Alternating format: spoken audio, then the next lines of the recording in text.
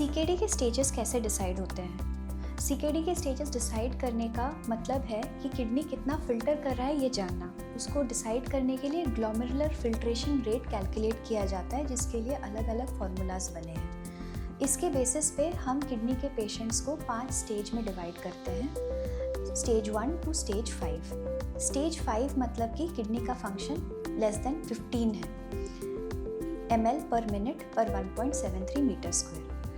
इन जो पांचों डिवीजन में डिवाइड किया गया है, ये डिपेंड करता है कि किडनी कितना फंक्शन कर रहा है। अब बात आती है कि हर एक स्टेज के पेशेंट्स को हम जो डिवाइड करते हैं इसका बेस क्या है। तो हम इसमें कंसिडर करते हैं पेशेंट का जेंडर, उनका वेट, कुछ वैल्यूज़ जो हम उनके ब्लड टेस्ट से निकालते हैं, जैसे कि पेशेंट का क्रिएटिनिन या फिर सिस्टैटिन सी।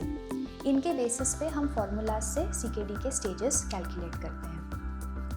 इसका इम्पोर्टेंस क्या है? इसका इम्पोर्टेंस इस पे आता है कि हर एक स्टेज का मैनेजमेंट अलग होता है और हर एक स्टेज के हिसाब से हमें पेशेंट को अलग अलग एडवाइस देना पड़ता है। जैसे कि कोई भी पेशेंट अगर सीकेडी स्टेज 5 में जाता है, जो कि आखिरी स्टेज माना जाता है, जिसमें किडनी का फंक्शन 15 से कम है, इस केस में डायलिसिस एडवाइस किया जाता है। डायलिसिस आपके 2 तरह के होते हैं, या तो खून से करने वाला, खून की धुलाई करने वाली हीमोडायलिसिस, या फिर पेट से होने वाली या पेट के पानी से फिल्टर होने वाली पेरिटोनियल डायलिसिस।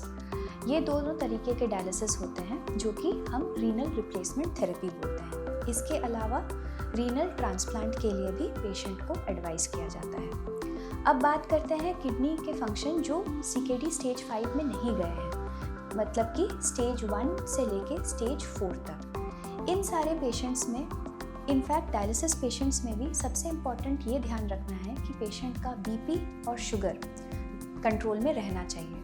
कोई भी पेशेंट किडनी का हो, उनमें बीपी और शुगर एक प्राइमरी इंडियन पॉपुलेशन में कारण बनते हैं, जो कि किडनी के फंक्शन को डिटोरिएट करने में कंट्रीब्यूट करते हैं। तो इन सारे पेशेंट्स का बीपी शुगर कंट्रोल में रहना चाहिए। दूसरा चीज़ है कि डाइट, जैसे कि डॉक्टर्स या आपके डाइटिशियन ने एडवाइस किया है आपके किडनी फंक्शंस के बेसिस पे, वो डाइटरी एडवाइस फॉलो करनी है। तीसरा बहुत इम्पॉर्टेंट है कि आपको कहीं से भी, कोई भी दुकान से या दवाई के केंद्र से, किसी दोस्त के बोलने से दवाइयाँ नहीं लेनी है, क्योंकि कई सारी ऐसी दवाइयाँ होती हैं जो कि किडनी पे असर करती हैं।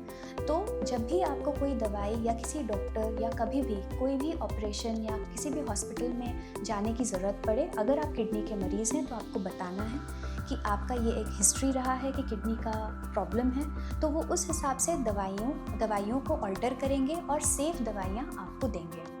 चौथा इम्पॉर्टेंट चीज़ होता है कि आप कितना ज़्यादा अपने फिज़िकल एक्टिविटी को मेंटेन कर रहे हैं। बहुत हैवी फिज़िकल एक्टिविटी नहीं, लेकिन मॉडरेट एक्टिविटी मेंटेन करना भी बहुत इम्पॉर्टेंट है, क्योंकि ओबेसिटी या मोटा होना भी एक कारण होता है जो कि किडनीज पे इफ़ेक्ट करता है। उस पर किडनी के फिल्ट्रेशन पे ज़्यादा से ज़्यादा जोर पड़ती है। इन सब चीज़ों का बहुत ज़्यादा ध्यान रखना होता है किडनी के पेशेंट।